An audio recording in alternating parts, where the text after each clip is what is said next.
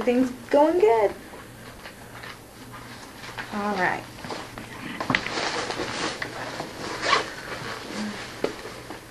So what we're doing basically is we're writing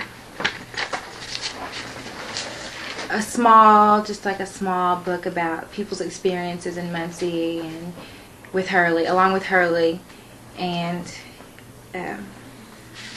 it's in six different sections. And the section that we're covering, me and Eric, is the religious section. Mm-hmm. So we just want to talk to you about your religious experiences in Muncie, your personal experiences with religion and going to church and what all that means to you, and like that's pretty much it, right? Mm-hmm. Yeah. Basically, your story is about your religious experience, and I guess as we write the book, then we'll bring it back to everyone we've talked to and see, basically make sure we're getting it right from you all, who all we've talked to. My religious experience. I write a book on that. Since I've been here, I live with Reverend Brothers. He's a minister. I live with him. I lived with him for 8 years. One of the things that, I was saved when I came here, and I made join church. And each Sunday, we had morning worship, or Sunday school morning worship. I wasn't a Sunday school goer all the time, but I was in churches about every Sunday. And I sung in a choir, and we was gone just about every Sunday. Church goes different cities and different states too. Following Reverend Broder, he was one of the leading ministers in the city, and he was always on the go. Cincinnati, Chicago, Kentucky, southern part of Indiana, just all over. So, and I was most of that, well, every Sunday, because I mostly had to drive in, like I said, sung in the choir. And I enjoyed it, it was really fun that saying come up, say, you have to be out in the street to have fun. That's a lie. You can have fun, big fun, in church. Doing church period. It was a great experience because I went to church for all my life, but I was just more or less, before I came here, see, I'm originally from Alabama. I go to church. Mom, you had to go to church. So, but after church, then I was in the street, playing ball and stuff like that. But here it was the thing that I looked forward to, going to church for a special evening after service. So we had to go. Like I say that if we wasn't going to church here in town, we were going to Richmond or Kokomo or Marion, and we had engagement in Chicago, and it just said we was always on the go. How large was the choir? Well, we started organized. We organized. They had two choirs at church. They had a senior choir and they had a youth choir. And we of age after 21, we had organized our own choir, and we started off with something like 13 people, and we got as high as 20 mostly. But active members we had say from 18 to 20 members. And we were one of the leading choirs in the state. We sang in the National Baptist Convention. What church did you go to? Antioch Baptist Church. Okay. Pastor Reverend Brothers, Happy Brothers.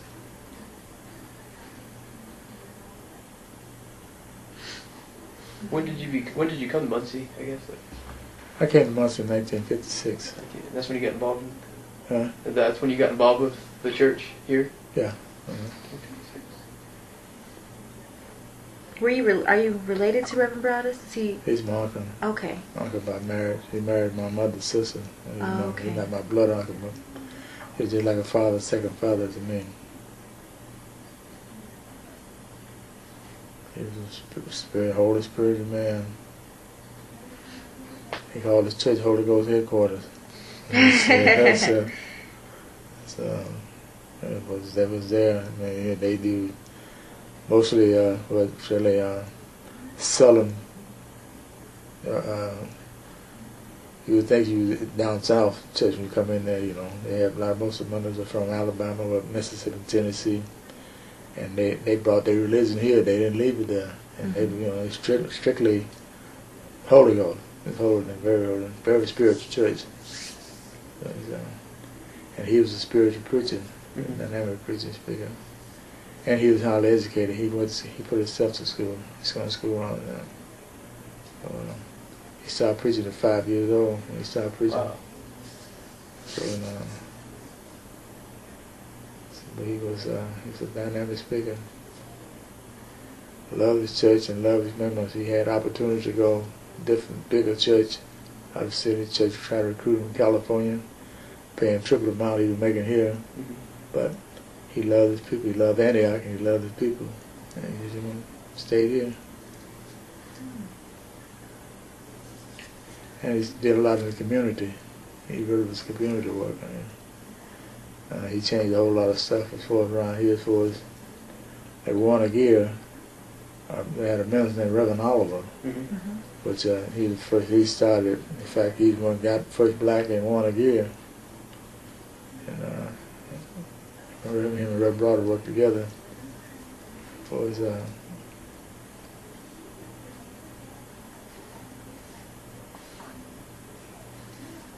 So was he out there? Like, I know people said that Reverend Oliver would go out and picket some of these factories. Yeah, Reverend Oliver. He Warner Gear. He picked Warner Gear. They say that he got first black hired in Warner Gear, and Reverend Broder came behind him. They did a lot of things together, but they go downtown to City Hall, and the two of them just say, whatever come up, they was there. And we said Reverend Oliver passed. Reverend Broder took the initiative. And he would go to the mayor, whatever, anything come up as far as racism or whatever, he was there. He organized he had the NAACP, but they had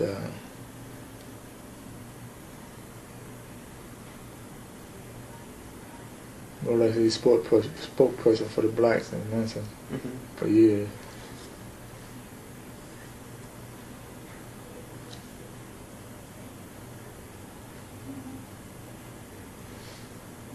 You mentioned that Antioch was there was a lot of Southerners. Yeah. You mentioned a lot of Southerners went to Antioch. Yeah, most of Antioch. Yeah, most all people from Antioch was from Mississippi, Tennessee, and they have a whole bunch of them in Alabama. We have some in Alabama, but it's a mix of Alabama, Tennessee, and Kentucky. Mostly. You were kind of saying that it lent a different feel. Like, can you explain how? Like, as far as you said that they brought the religion with them, is there a difference then between like churches in the north and south? I don't. Well, I know what you mean. That now it's the thing that seemed like you said religion in the south. So especially churches in the country or whatever, people their religion is just come out. There's no. It seems like up north, some of the people as far as church have a tendency to clench their religion. They don't.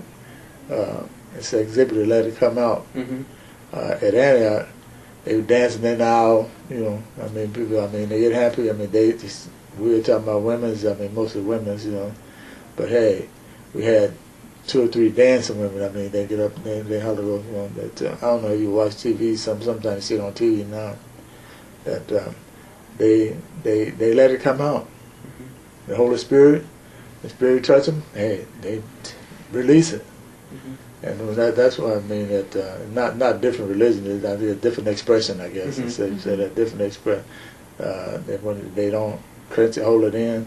And a lot of people want to holler, and they clench it, don't let it come out. They holler, and if it hit the Holy Ghost hit them, they let it come out, and shouting and stuff. And they brought both the gospel hymn. They sing the hymn. Old songs. They had it all. You had young people had before a song. You had the new one like we sung. We sung a verse that we had a musician that she loved gospel, and the old gospel. She played both things, but it was just we say down home church. Not saying nobody else did it with me, but but they called Antioch Holy Ghost headquarters. Reverend Brothers, he's a fireball.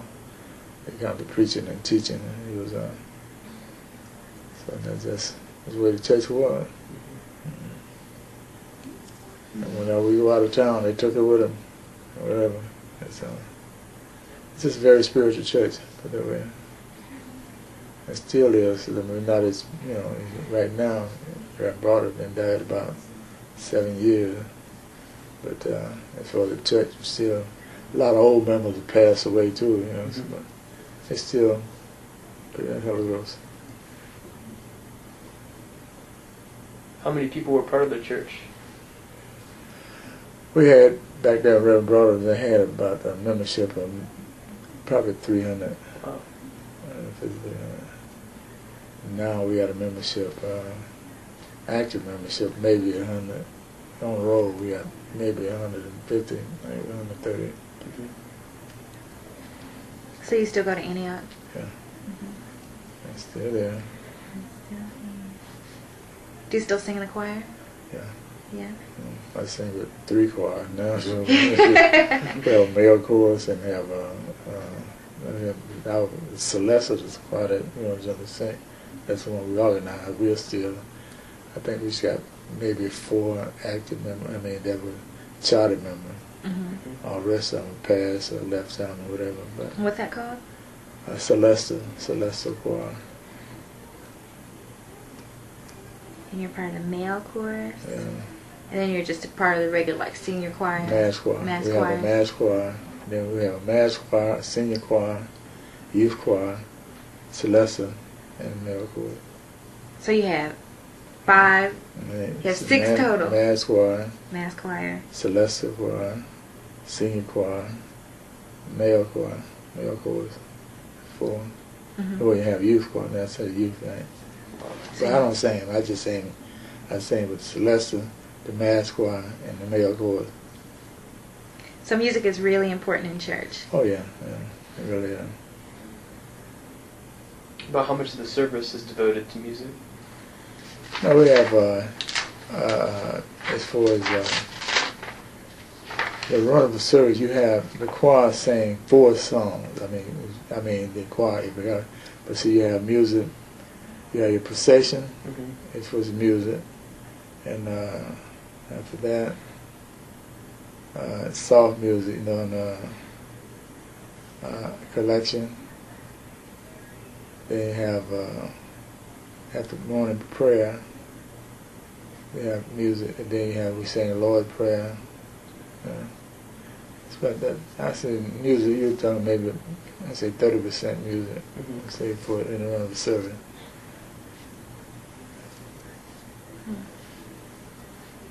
There's somebody now. We have devotion, but that's acapella. Mm-hmm. Deacon and whoever in the congregation with devotion. But a lot of singing. A lot of singing. Let's see. What other questions do we have? Is Antioch still politically active? I mean, since Reverend Broderick isn't. No, not really. I guess you say that. I'm not the only. Well, our pastor, he's involved. See, they have, so to say, the minister of, what do you call him? Let me get it right here. But all the ministers in Muncie pulled together as far as minister lines, but they supposed to work with different problems within the city. Now, as far as Antioch, we don't have any force that's out there doing political work. Mm-hmm.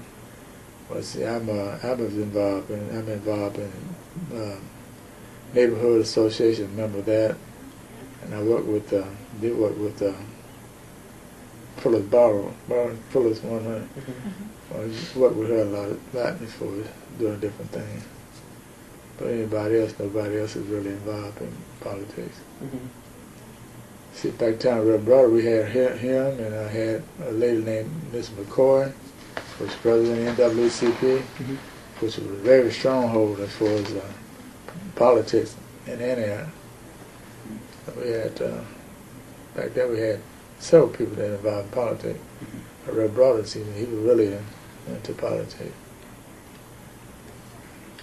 Did his involvement, we talked to a couple people who said that their churches actually encouraged them not to be involved. Now, since Reverend Broderick was involved, did that get the whole congregation more, politically active and politically involved? Did it kind of... Well, he was, he would express himself and make people vote for a thing that's going on in the city that was negative. He would, explain the breakdown. And he got some people, more people involved. And then since back in time, I was involved in it too, because, but yeah, and see, the thing was, you couldn't get anything from downtown, information pertinent to what's going on. And he would go down there and get it, and he would then bring it back to the church. In fact, he passed it on to some of the other churches in the city.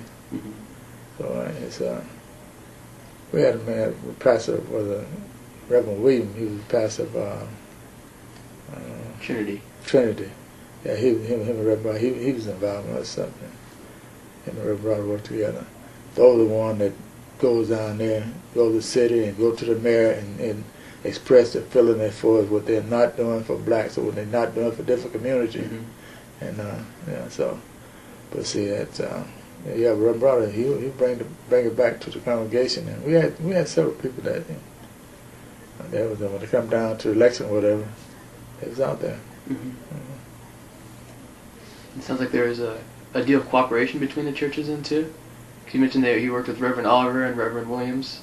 Yeah, he worked with Reverend Oliver and Reverend Williams. Reverend Oliver worked with all of them. I mean, not saying that he's doing great, but a lot of them come to him. The whole city would put him in. All the ministers, most of them would come to him that, and follow his leadership or whatever, or get information and what they should do or whatever. So, but that's why he was a leader. Let's see,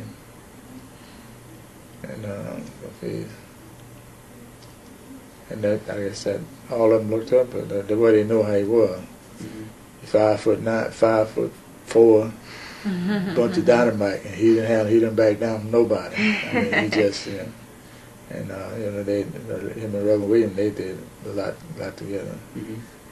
That's Reverend Oliver. Reverend Oliver was he was a strong man. But Reverend Brown was a great leader around here. And they say he community development, all that, he was involved in that, and it started, and they said NAACP works in that. Anything else, just about anything you name it had anything to do with politics or improving the city. He was in it. So you still go to Antioch and you still sing in all the choirs. And how does that, how did you develop your personal faith over those years? Were you hard to come to religion, or were you just kind of how some people kind of go to church but they don't really? Yeah. No, I always, like I said, I joined church at an early age. And like I said, I came here when I was 19 or 20. Like I say, my mother's house, you had to go to church.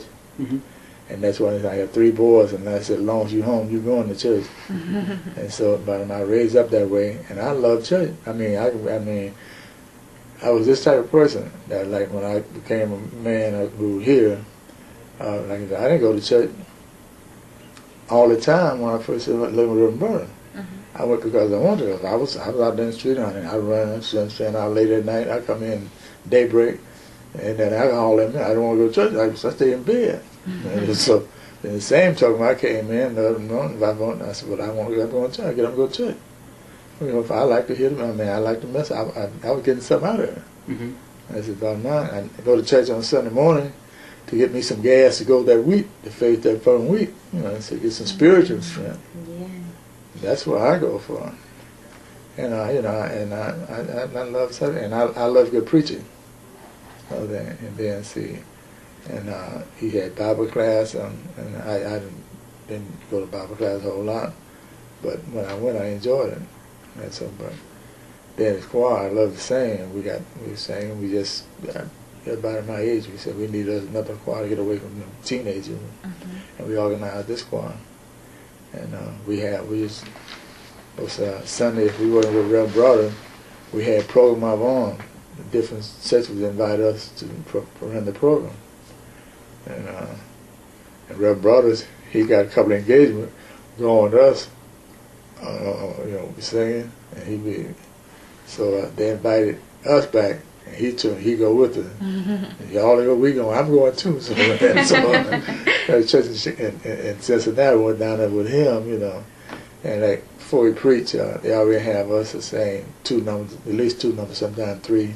We're gonna sing, and none of them people went crazy. Man, they invited us and wanted us to come down and run the program. And they called and we told them we had to go. We had to report to him. But they asked him, okay, to go to such church to do that. And we told him where you going. Yeah, it's when y'all going, we told him. He said, well, I'm going too. I said, they didn't invite you. You don't do what I'm going too. I said, oh, well, whatever, we were out there. So he went out, he preached. But we ran the program. But we had a good relationship. And total respect for him, he's a beautiful person. He respected him. Anything you were doing for church, for God, he was 100% behind you. So you refer to going to church on Sunday as you're getting your gas for the week to get fueled up? I go for I went to church to be filled. I didn't go to church for no fake form and fashion. Not for no show. They said that if I didn't feel like going to church, I didn't go to church. And I live with my aunt, and she one of those, she's mama's sister. You gonna go to church? So I had to tell her, look, I don't feel like, if I don't, now you have to put me out, tell me get up, but I don't feel like going, I don't want to go to church today.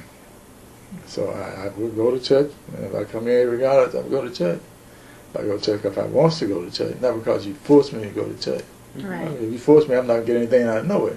I'm just sitting up there mad, pissed off, So Right. But no, I even now today, when I go to church every Sunday school, not church, maybe Sunday just but now.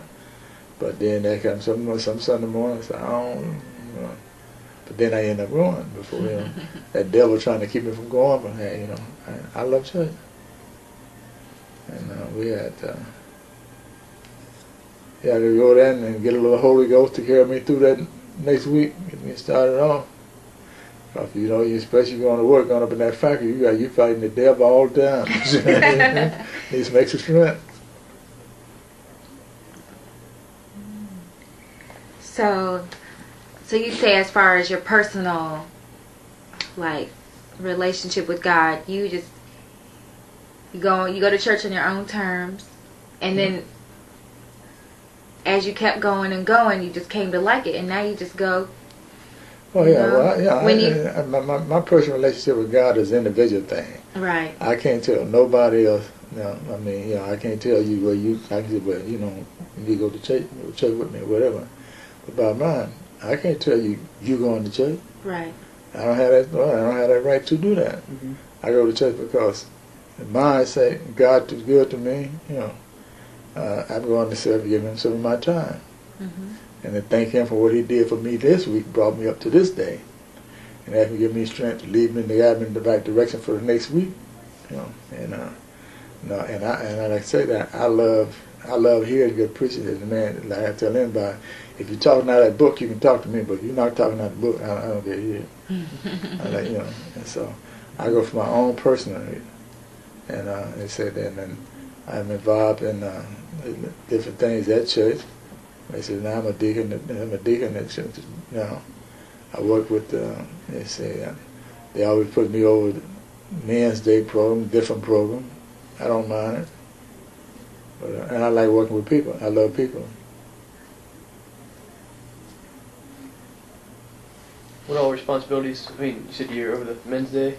No, that's just once a year. We have Men's Day once a year. And, so if one thing about church, if you do something, do it halfway decent, you got that job next year. The job put on, you know. So, but you know, they put me in there, and I like to do the best I can, whatever I do. Mm-hmm. And I put the program together, put it in, and it come through and it's successful, financial and spiritual, and people come in. So, and I did that. I've been chairman of our choir anniversary. It was chairman of pastor anniversary one year, a couple of years, you know.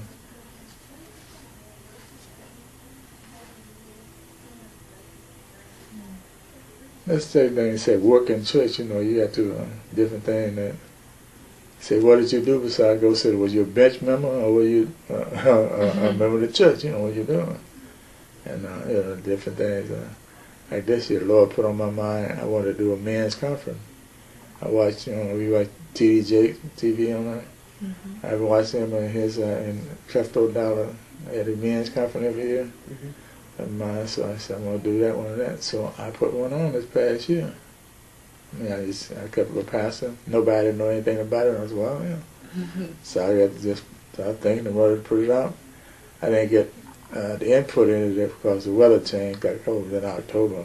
Mm-hmm. But I got satisfied because the speakers I had was dynamic. We had the 2 nights where we didn't have a turnout, but we got some good gospel. Teaching and speaking. So then one everybody there, they loved it. You gonna do that next year? Nope. But they put that Reverend Long, he put that on the calendar for, you know, this year.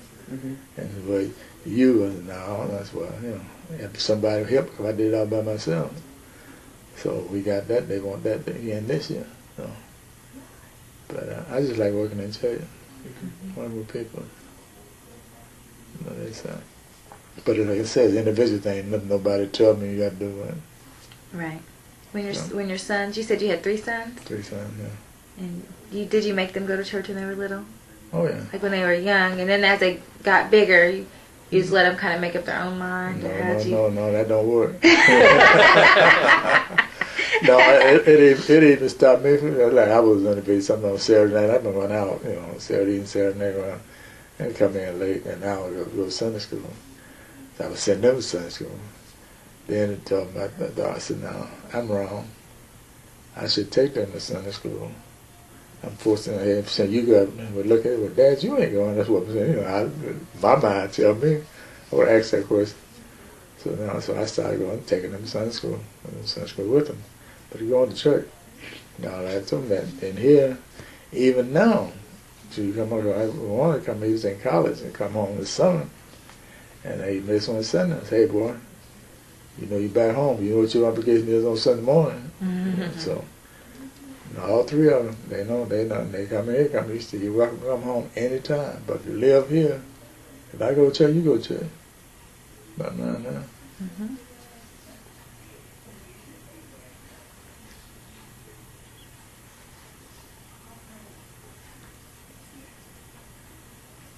No, I try to steal in it. See, I think I came out all right. My mama made me go, and she didn't spat a rod on me. She had no hesitation to use a belt, eat the iron card. So I feel like a good whooping is all right. So, they know that.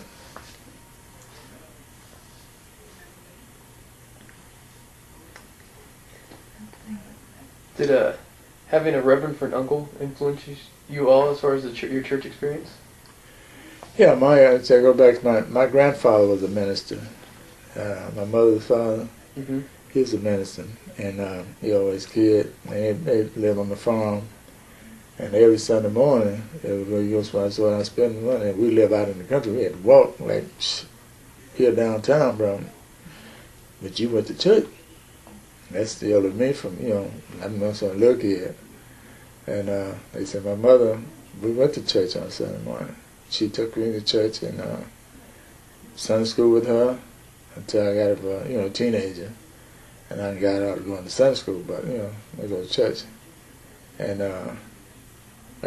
my senior year, I didn't go as much as she didn't raise a lot of sins. She'd tell me I disrespect her, but anybody I go sometimes.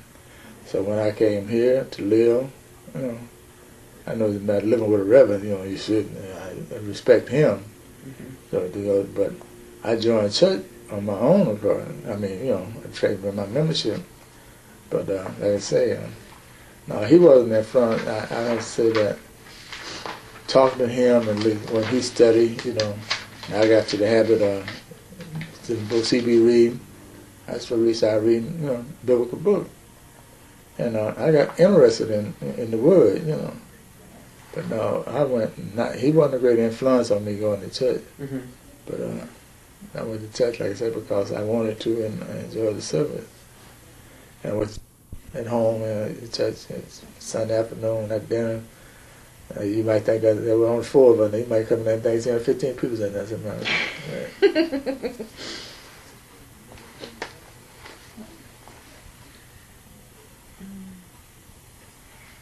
So, how long did you live with them until you got married, or just until? No, I lived with them 8 years until I got a better job. I worked at the hospital, and we lived with them. They weren't making a lot of money, and so after I got a better job, I moved out, got my own apartment from there. So and I didn't. Then at the apartment, I moved here. Had big plans to be one of the leading bachelors in town. It didn't last long. I moved in here in January. Bought the house in December. Moved in, and I think that summer. It was that summer, following summer. I saw my wife. She's from out, but she's teaching school at Tuscaloosa. We from Birmingham, Tuscaloosa area. Brother brought her wanted to go to Alabama, and I said, "Man, I don't want to go to Alabama." But boy, because I saw her at a basketball game here down to Butler Field. She was at IU working on a master, and that's the first time I seen her in 10, 12 years. I said, "Man, I don't want to go to Alabama." He said, "What about that girl you saw the game?" I said, "She probably married." "You call it." "I ain't calling. You call it. You don't want to go out there." Okay, where's the number? I gave him the number. He called me. He called at school. And we was coming down. So I went down there and we went out. And from that, I ended up getting married the next year. So you weren't the leading bachelor anymore. All the things I had planned for this house went down the drain. And, no regrets. I knew her in high school, but we didn't date or anything.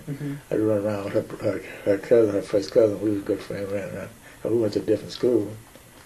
And I blame him.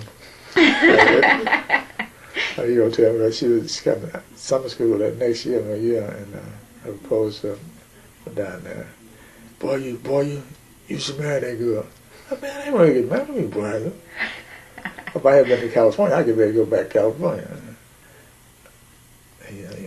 Man, he kept going at me. I said, "Okay, you don't tell me what to do." No. "But you should." I said, "Okay, anyway." I blame her. She said, "Yeah, you kept your mouth out." That's a cute story. Yeah, but it's happened. I could have met my husband already at a basketball game. Basketball game. Yep. Start going to a basketball game. I should, maybe. And get myself hitched. Anyway. That's funny how you knew each other and then she was here and then. Yeah, well, she was at IU. And, small world. Small world. At IU and Kentucky Indiana All-Star game. And we were with a couple of my friends before we went down, and we had been up in the beaches. Well, it was up second level. And we was coming down the ramp, and we had gotten in a fight up there, almost up there with some of the guys from Kentucky. And somebody said something. I looked down, getting ready to cuss my friend out, and looked dead in her mouth. And I said, "Oh." So I just get the crowd, carried me out, and waited till the doors come out. And we talked. We started communicating from there. So from that led to us getting married. So That's so that I don't know. That's really romantic, and I like stuff like that. Okay. So you want a basketball game? I'm gonna start going. No, yeah. But you're a basketball player. Yeah. Where does that have to be? You can be in the stands. Stand, right? Wherever. Yeah. Right. Wherever. That's good. And she has the same kind of religion, like you guys went to church together, and No, we didn't go to. Like I said, I didn't. She was like different. She lived different areas. Well, right. I seen she lived. Her cousin lived like 2 blocks, 3 blocks from me. I see her when she come around there.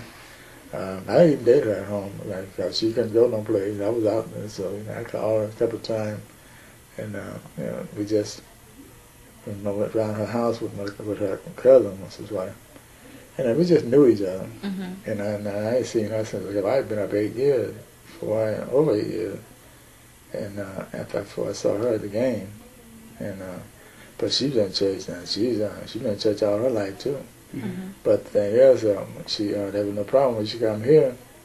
Like she come here, I pick up at IU. It was on weekend. We had to sing in Annapolis. We had a program over there. And went over there, and so she over there, and so we sang, and sung her happy. Mm-hmm. So she got so with Tina, so but ain't no problem. We go to church together, and then we've been married. We go to church together. And but she couldn't. She sang with 2 choirs, And we went to church as a family, the kids. I think we always had that. Do any of your sons have children now? Do they take their kids to church? Or? Yeah, all of them have kids. I got my oldest boy. He's in service. He's been in Korea out of service. He's been in service 17 years. He got 2 kids with him, and he takes them to church. My next boy, he had 2 kids. He moved to North Carolina. He hasn't found a church home now yet, but he go to church, visit different churches. Mm-hmm. But he belonged to Eastern Star in Annapolis before he left here. He lived in Annapolis. He belonged there. And my young boy, he lived in Anderson. He's the slow one. He don't.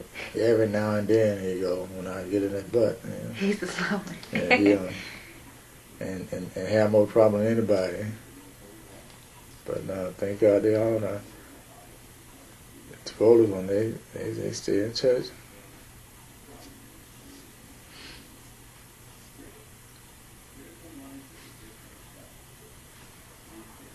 Did everyone take their families to church?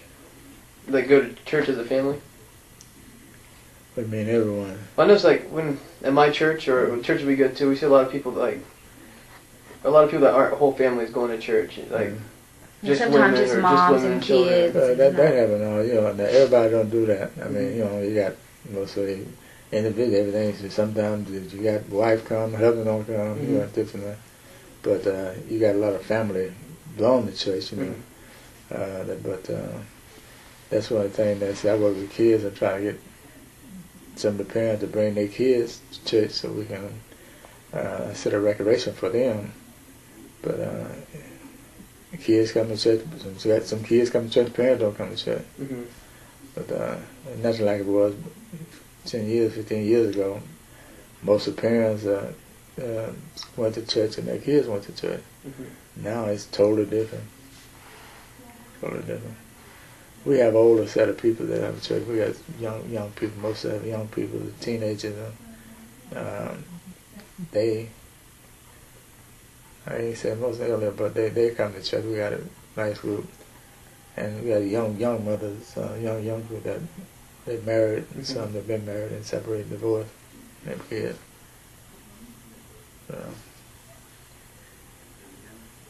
Not much for family thing, it's all a family.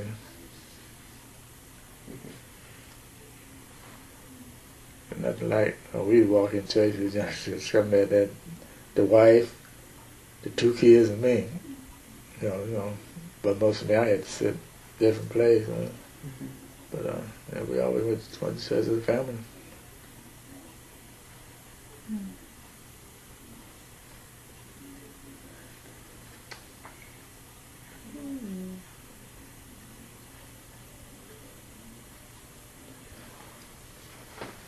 So now, like, do you think that younger parents are becoming too relaxed with their kids and not making them go? And Yeah, one of the things you got younger kids, you say kids raising kids. right. You got young mothers that, hey, they got pregnant too early and they have no control over their kids. Mm-hmm. And they tell them to do something, and you tell them what they might say or do. Right, you're only 15 years older than me. That's right. So, but that's a problem we have there now, and some of the older parents that their daughters and things, sons, they don't.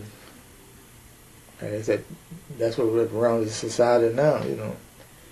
The kids getting away, I guess TV, whatever, but they have no respect, no moral or nothing. So they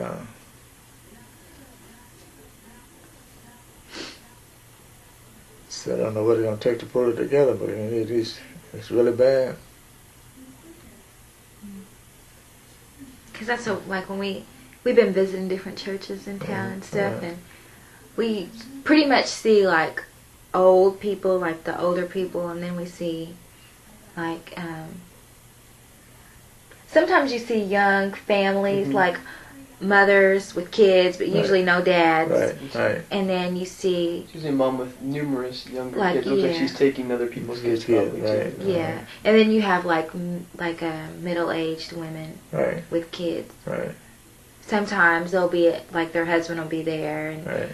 like, or then you see like older couples, like just middle-aged couples with no kids. Right. Maybe all their kids are gone, Right. moved out and stuff. But you don't really see like a young mother and a young father and their kids going to church anymore. Right. And that's different from 10, 15 years ago, right? Oh yeah, definitely. See, now that, I don't know. It's but they don't start off with them that. I mean, the mothers don't start off going take them to church when they young. So then, consequently, when they get teenagers, 12, 13 years old, ain't going no church. So, and they're not strong enough to get a stick and break their back. So then, the kids are raising the mom. That's what it goes down to. See, believe me, I work with the past 2 years. I have a basketball thing and a softball thing. I take kids to church and take my wife for 2 or 3 months, and on Saturday to work with them in basketball, trying to teach them discipline and leadership, work with them.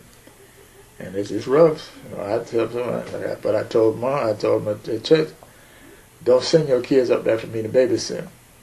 See, because it's just one adult, everything up there we're working on, we volunteer this time. If I bring one of them home, don't go get your knife or gun, because I got mine. I'm not going to mistreat no kid. But if he's going to come in and he's going to respect her, he's going to do what he's supposed to do, and I'll bring him home. It's simple as that. Yeah. And they try it. But then I had one, he had a bad day, I guess. Each morning we go in there, first thing we do is pray. Gym before we start anything, then we start recreation or something. Play ball, come back. And he just, everything that day, he just talking back to one of the coaches who worked with him. So I told him, when it comes to, well, as of the day, the attitude you got, don't you come back no more. I said, because one thing you do, you're going to respect me. You respect me, you're going to respect the other girls up here. See, now, I told you that from Jump Street. And there'd be no more of that, because you walked off the court, you done.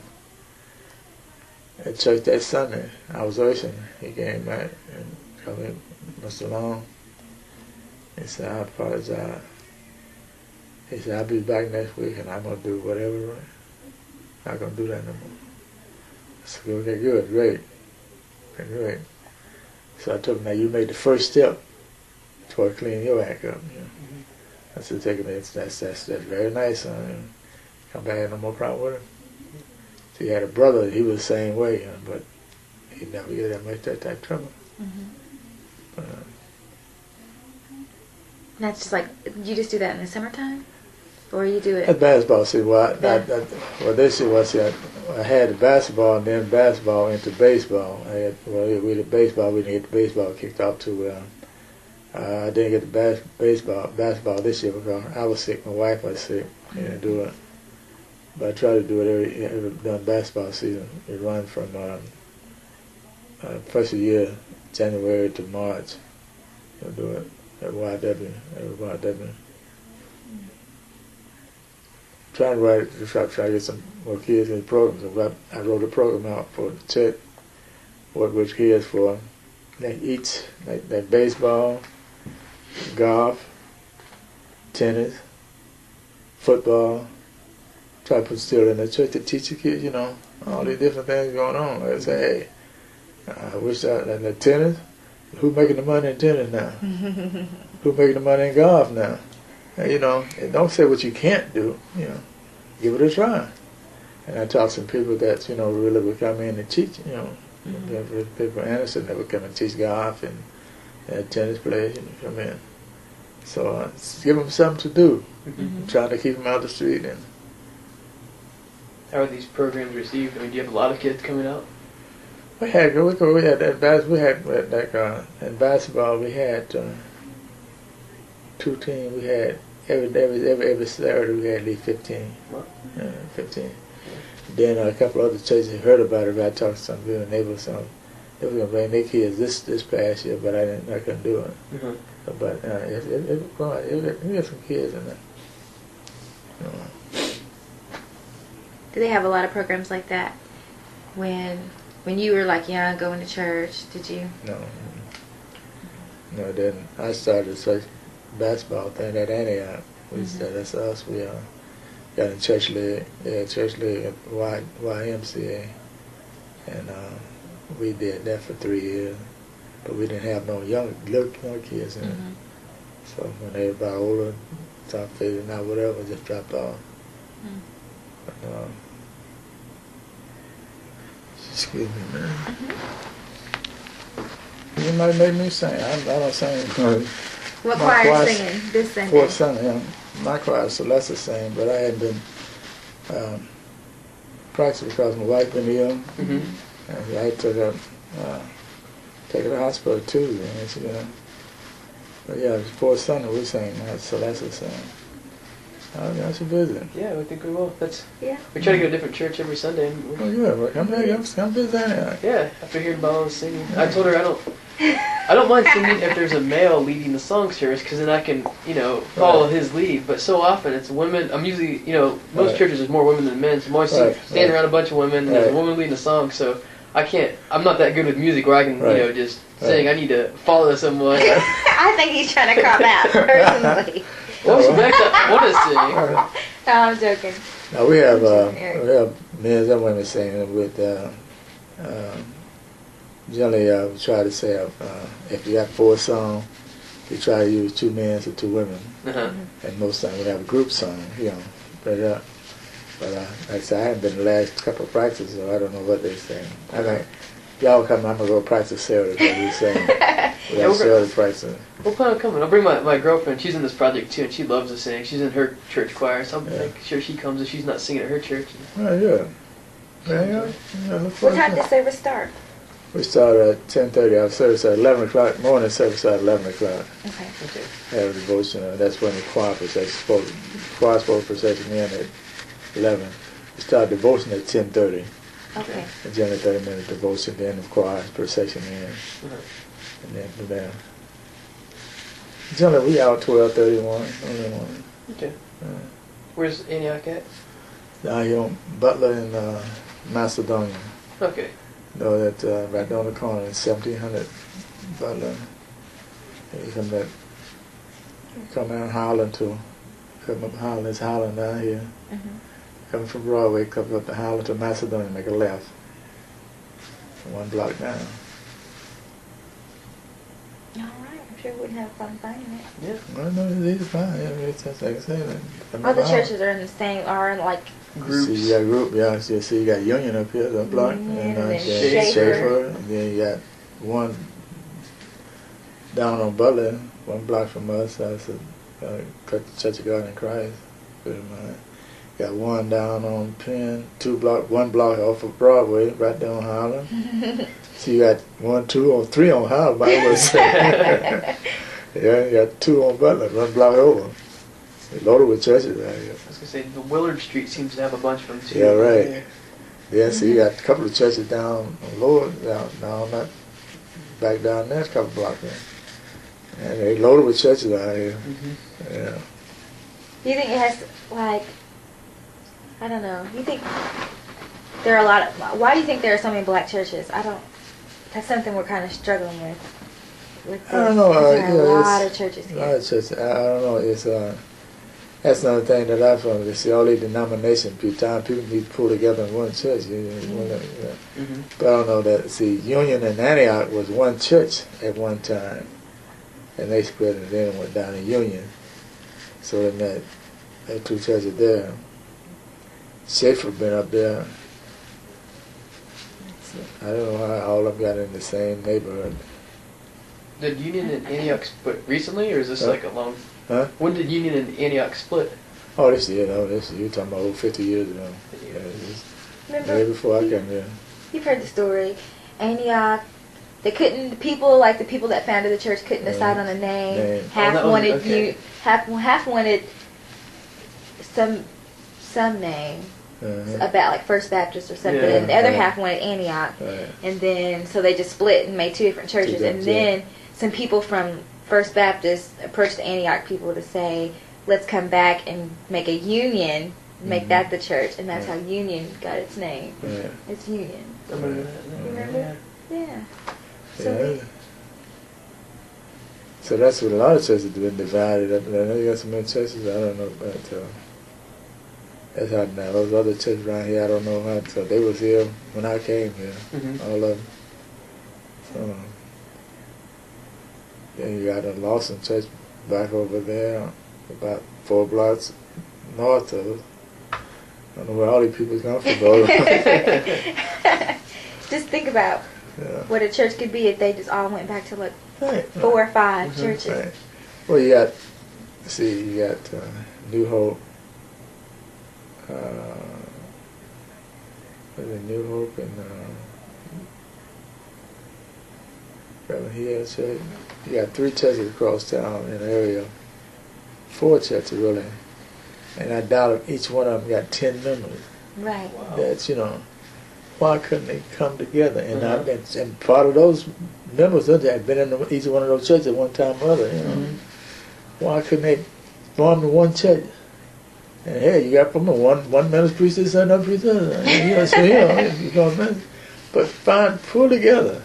That's why I kind of say you should be able to. Everybody saw one Lord, one faith, one baptism. So hey, there's only one God, as far as I know, one heaven. We're all trying to get the same place. Why, if you don't fellowship down here, what makes you think you can fellowship down? Right. So I don't know. It's really it's really something else. And I hope they all preach the same doctrine. Should be. So. Does Antioch have a relationship with any other churches? Oh yeah, we are a union with all churches. We don't have, there's no division, no split as far as, but see, just like, Schaefer now do that. We do that. Schaefer, Church of God in Christ across town. Those churches don't fellowship together anymore. For one while, back when younger, we were first one. I can't think of the name of the church. Now it's Faith of All Nations. It used to be something else. Their minister, and they didn't want no Baptists in it, so they didn't fellowship with Baptists. I put a program together, and one of their members over there, a young man, he ended up being a minister. I said, well, I'm going to invite y'all to our program. What you saying, what your group is saying. Come on. And he said, what they? I said, hey, that's them. He was talking about, hey, you got to go to heaven for yourself. You can't. Some people can't take you. Hey, your group saying we say we socialize together every day, sing together in the street. Why can't we sing together in church? So we were a program together. That group came over at our church, into musical programs. You know, all music, no preaching musical programs. And we had to sing together. I mean, everybody on there sang. This group sang, this group sang. And what I say, we always sang together. You talking about a shouting time. Mm-hmm. I mean, we rocked that church. I mean, people were running around, they were running around. So I started that. The minister heard about it. It's out all over town, you know. Everybody about that. Hey, they over out there, you know, doing this, doing that. We got out of town. So the young man came back to Sam and said, man, it's hot over there. I said, hey, man. So let me tell him. I said, bottom line is, what's wrong? I said, did y'all enjoy your scene? Like, yeah, everybody had fun. So eventually, he got together with Reverend Brothers. And we went over to that church, invited us over to that church, and that started fellowship there. Mm-hmm. And at first the minister didn't want... No, man, I'm not here. Just because y'all said Baptist church? They was a Church of God in Christ. What was the Church of God in Christ? Mm-hmm. And that created a beautiful relationship. I mean, down the year. It just took the gesture, basically. Yeah, right. So, but you know, it's... I mean, you got the people work together every day. Mm-hmm. They haven't talked together. Yes, you can tell me you can't fellowship together? Right. I don't see it. I don't know it. But that's one of the things. Like, they had this, we did this, I don't know how they did it here. They had it out of Ball State. All churches in Muncie in fellowship. The citywide church. Citywide church, see. Mm-hmm. That went over for a couple whatever. But that's what you need to do. I mean, the whole city should come together at least once a month. You know, it's not about, I'm not trying to take your faith. Right. Mm-hmm. I'm not trying to tell you how to serve God. But it seems like if we all praying for the same, if you're praying for me and everybody must be praying for me the same accord, the Lord gonna move. Mm-hmm. But I don't know. I always had a problem with that. I've worked with a lot of different, like I say, like at the shop, work with different people at the shop with different faiths. And one thing I never do, I never argue religion. I never argue with them. They come as us. As all that experience, I know I'm saved. It's in my bottom line. So, and then I found out. That's why I found out that a lot of ministers were preaching, teaching different than they say. And like this one guy we talking about, we had a disagreement, and I said, let me say something, man. You had that said we was quoting the scripture. I made something reading it. I said, well, go to the next chapter, next verse. No, I can't do that. No, what do you mean you can't do that? My pastor told me to read this, read that. I said, so you don't read no more what your pastor read? That's all you stop. I said, so what you're saying is, your pastor says till you read the 23rd Psalm, y'all study the 23rd Psalm. You can't go to the 24th Psalm. But no, that's why. It's not me. I read anything I want in the Bible. Mm-hmm. And a lot of times you say, if from the chapter you start, if you read the chapter 2 or 3 verses before you get there, you find something else different than that. I would add to that. And the same thing you as you enter that, go to them, you find some more information there, go with that. Mm-hmm. So I said, well, I said, let me tell you something, man. You ain't talking to me. I said, because bottom line, y'all come from the Baptist. Y'all don't know y'all. Y'all don't know y'all. You come from everything there. Every denomination come from Mount Murray Baptist. So get away from me. So, no, but I don't know why. It's but it's a whole lot better than it used to be. A whole lot better than it used to be.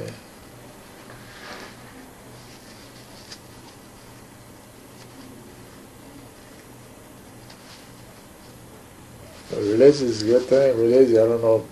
See, something, I don't play with God. I never have. Mm-hmm. I believe in faith. See, God been so good to me. I mean, that's even before I got, a young man. But see, I was lost. I had an injury, and they gave me up 3 times. In fact, they said I died 3 times. Mm-hmm. The doctor came out and told my wife, said, hey, you got an hour to live. And they come in there every day for 3 days. I'm still there. So they said I never would make it. Look at me now. Mm-hmm. So, bottom line, that's God. Mm-hmm. See, and I had prayer all over. I mean, preparing for me all the way to California, prayer. But no, it's, I'm a living witness, say to God. I said, doctor do everything he wants, but it's not in doctor's hand. God had the last say. So my doctor saw me one day and said, I never thought I'd see you. So you believe the prayer brought healing to you? Oh yeah, God healed me, but the prayer, I think that people praying, the prayers, so many prayers were going up, So it's another thing that prayer changes things. And I say that it was a hand that said prayer all around the world. That was, that my name was involved in that. So my mind, and like I said, that I had a little bit something to do with that because it was my life.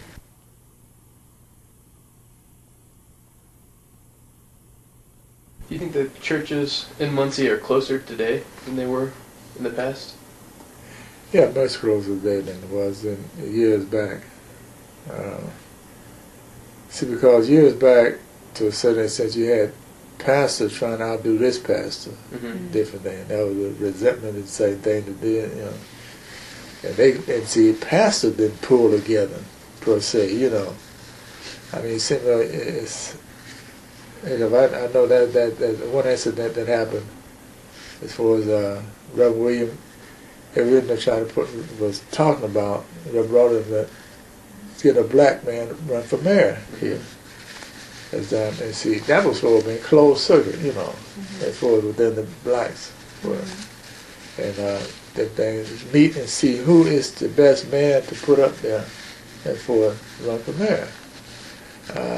So they had one meeting, and next thing you know, that Reverend William went down there and filed for mayor. Seeing bottom line that just killed him. And what killed him, part of the majority of the black churches, the people that not saying that Reverend William, but there wasn't no togetherness there. That's something he did on his own. That should have been voted on, and the minister get pulled together and said, well, hey, you'll be the best chance of winning because you got this part, you did this, you did that, blah, blah, this person, It wasn't done that way. So that was just a name wasted. He got nothing. So that's saying that was a big black block as far as blacks are concerned now. And so that back there, it just, even in the convention, that was, we have a national Baptist convention that goes on. That was fights and description and not that, not togetherness. Yeah, but that's that. But the church is a whole lot closer now than it was back then.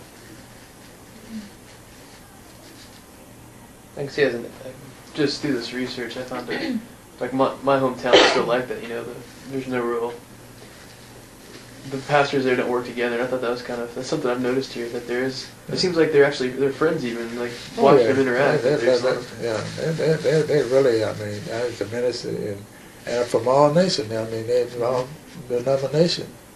They work together. They say that minister lines there. That's she's supposed to be all pastors in the city, and majority of the pastor works in it, involved in it. So, and you need that. So it's the bottom line is, if you unify, you can do something. The man downtown, the white man when you go downtown, is blind for something. Hey, who's that? Well, you got Reverend Long and Reverend Jackson, and the rest of them, they on hold, don't know what they're gonna do. But if you go down there, you got 15 minutes in the city, and you got 15 minutes. We all in the same accord here. Let's do this and do that. Then you got some board, but one spokesman. Everybody ain't really one spokesman. They go ahead and get all on the same accord. But no, that have hurt a whole lot in years past. But, do you see them still? Well, I guess it seems like the clergy were one of the leadership role in the African American community in Muncie. Right. Do you still see them as that today, or? It should be. Clergymen should be. I mean, it's all depends. It should be leaders. It should have clergymen should be leading in the community or whatever. See, because he's taking care about the people. You or me or mine. I'm working. If I'm working at General Motors, they got General Motors. They could cut me loose. They put so much pressure on me and make me want to quit if I'm coming that fighting for something to go benefit somebody in that plant, or that plant, that was. But clergyman can't nobody. He's taking care of other people. Mm-hmm. So he should be the leader. He got a voice. He can say what he wants to say anytime he wants to say. Negative, whatever. And that they do it. Political, they can't touch him. Mm-hmm. But anybody else, they only can say so much. We had a guy, the NAACP, president of the NAACP, and he was manager of Delco in Muncie for the club. He got run off of the mouth. They told him where he had to go. They go, hey, you sabotaged our job. You threatened us. So now you only allowed to say too much when you're working for, So that's the bottom line. Like Martin Luther King, he's his own man. He's a leader. See, but he was taken care of by his people. But once he got out there, he had a whole lot of support. I say that. And that's one of the things that the clergymen should come together, and the most powerful, the man that's more powerful, that knows what to do or how to do it, or say it. And that Billy, it's a one-on-one, he's just a strong one-on-one, he got the other 14 behind him. Mm-hmm. Yeah, but being his own man. And that's where that at. But, that's really interesting. I never really thought about take on like why clergy should be in a leadership position. That's really interesting.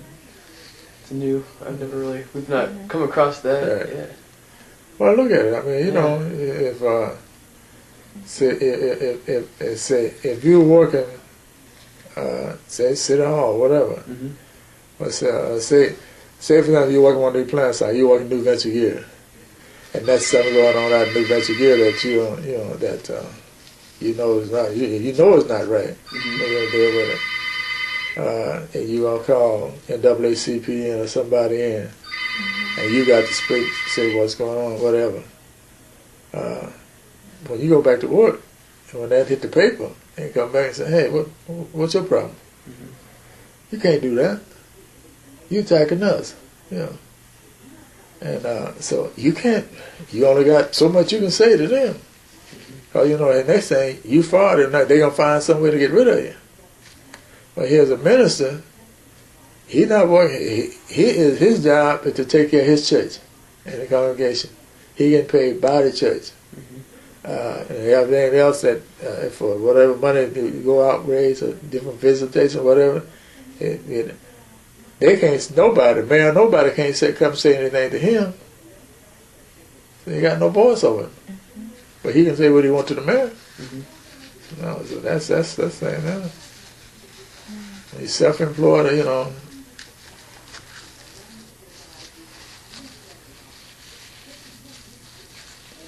that's one of the things that unity is the number one thing for us when you're doing anything, really. And see that the city hall knows that you got unity, say that, and that's unity with everybody. You got somebody that can speak and pull everybody. Say, if this whole side of town disagree with what's going up there, so we're going down there and pick it City Hall. Mm-hmm. And naturally, people across town, what's going on? Well, hey, if they get that, we gonna get something. And then you got half the city going there at City Hall. They got no win. But you just got this side of town, and they know doggone well they got a telltale over there gonna be telling things different. And no, we ain't not gonna mess with them. No, we say. Then they don't. You ain't unified. You ain't got enough people. They got you. Mm-hmm. Unification is what it means a whole lot.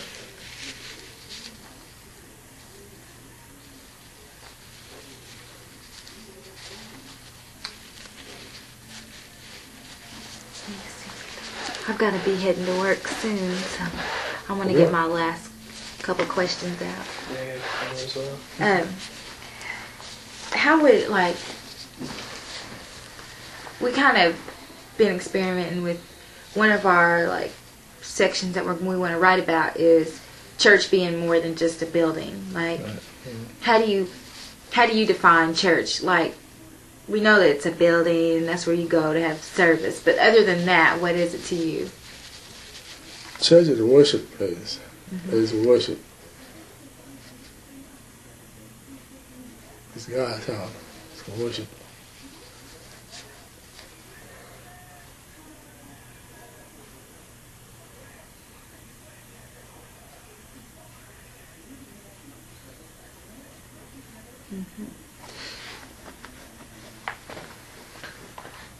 Do you have another one? Yeah. You mentioned that you've done the sports programs with youth and the choir. I've heard a lot of people say that church, when they were growing up, church was really a community. Like, you didn't just go to church on Sunday. You went it was a community. You went there to meet people and hang out with your friends. Do you still have that sense, or did you have that sense at Antioch? Like, were there other programs besides just Sunday morning worship? Oh yeah. You have had numbers of programs, different auxiliary meets at the church. There's something going on at church every night. It's about there, a different auxiliary meeting. Like, you got the Earth Board meeting on Monday night. We meet on the first Monday. You got you got choir practice almost every. You got the senior choir meet, I think, on Thursday. The youth meet on Mondays and Friday. Celeste, we used to meet on Tuesday, but now we changed musicians. They meet, all choir meet on Saturday. But there are different things going on. So, like my recreation program, I had that, and also the college tour. I went on college tour. I met with the youth on Monday. So there's something going on, man. Almost all. See, that Wednesday I had prayer meeting, Bible study and prayer meeting. We had Bible study on Wednesday morning at 11, 10. And Bible study Sunday, Wednesday evening at 6, 5 and 6. So there's something going on just about every night, every day of the week. Was it like that when you were growing up as well? Or when you first came to Antioch? Oh yeah, they had those programs, yeah. There's nothing changed for basically the same thing as for the program going to church. But only thing that, like I say, that on my recreation program, one summer we had recreation in the evening, like from 4 during the summer, from 4 to 7 or something like that. So it stayed there a long time. And we had did that on, I think Wednesday, Thursday, one day a week we did that. But other than that, no. But, if somebody got something they want to do or have something that's pertaining to church, about a meeting, the door's open. The open's open, yeah.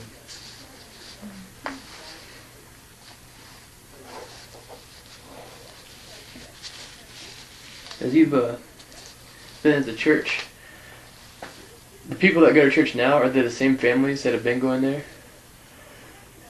Yeah, mostly, we have quite a few new members. I mean, mostly it's a family or their kids. That's basically from the same. The older people that passed on, and their kids down. Basically the same.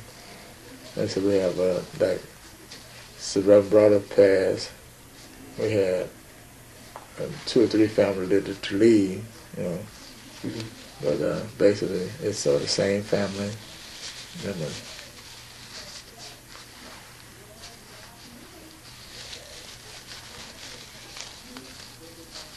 And the last couple of weeks we had about 4 young people, young ladies, in the 19 and 20, to come into church. A young man to come into church Sunday morning, Sunday school. He's probably in his 40s. Well, 40s.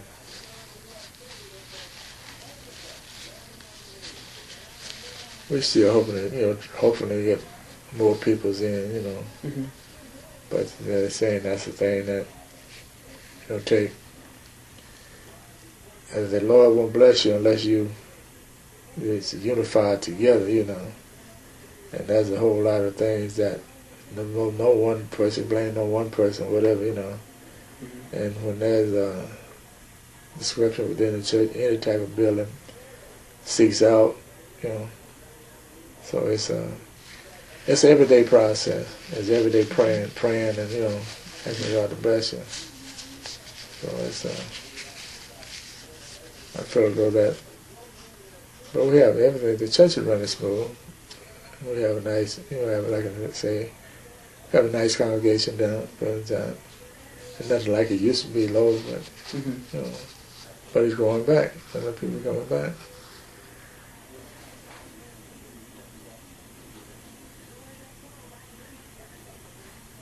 But the same token, you got to have some, and more people living something more than the church. People at the church offer you more than the Holy Spirit anymore.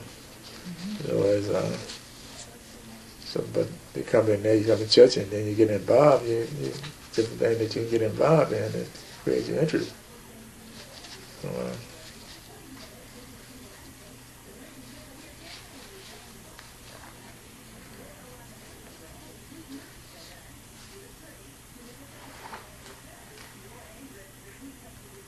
one last question. Do you have anything else?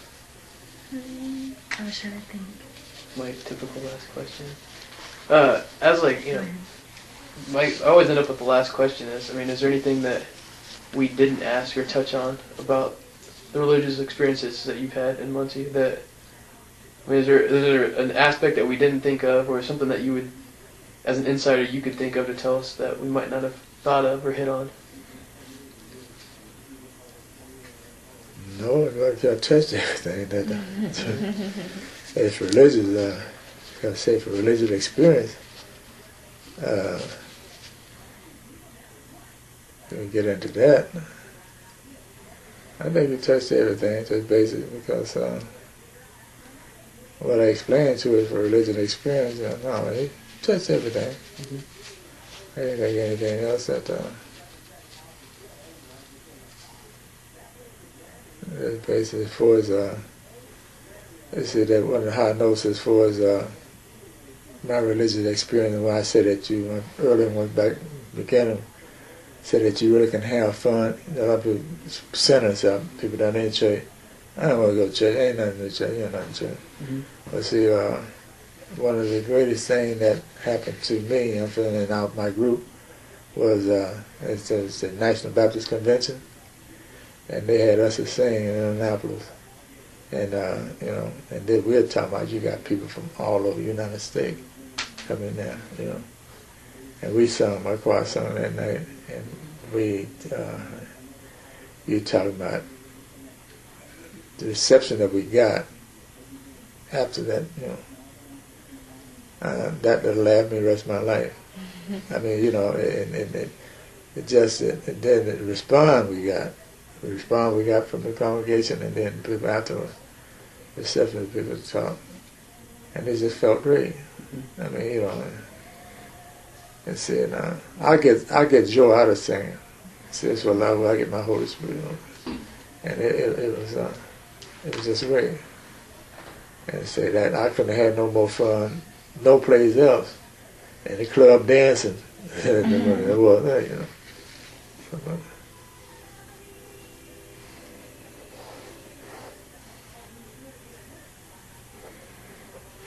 All right.